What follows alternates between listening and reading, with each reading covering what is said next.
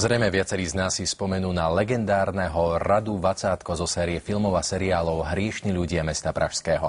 Vedeli ste o tom, že nebol len vymyslenou postavou? Inšpiráciou bol kriminalista, ktorý za Československej republiky viedol pražskú políciu. Volal sa Jozef Vaňásek a bol šéfom centrály pre boj proti nedovolenému obchodu s omamnými látkami. Od jeho smrti nedávno ubehlo 70 rokov. Pozrite si teraz s nami celú históriu pražskej polície pod jeho vedením. Rada Vaňásek byl legendárním československým kriminalistou. Jeho detektivní činnost inspirovala celý cyklus filmových příběhů a televizních seriálů nazvaných Hříšní lidé města Pražského. Daktyloskopie.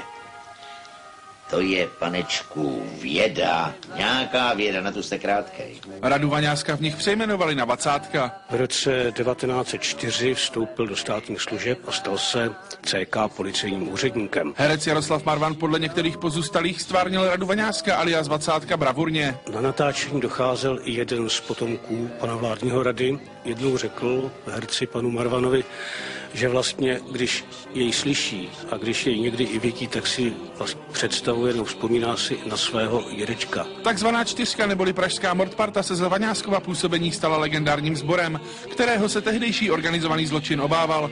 S pražskou galerkou však sám Rada zacházel až otcovsky. Stejně jako třeba v seriálu hostvárnil pan Marvan, tak on zřejmě byl také takovým člověkem, který se zastával, řekněme, nevinně pronásledovaný lidí. Z Prahy pro televíziu Tomáš Miešťan. Hriešni ľudia mesta Pražského ukončili tohto týždňové kriminoviny. Od zajtra sa vám už budú prihovárať naši kolegovia Monika Bruteničová a Michal Farkašovský. Užite si dnešný sviatočný večer a zajtrajší veľkonočný pondelok. Dovidenia. Dovidenia.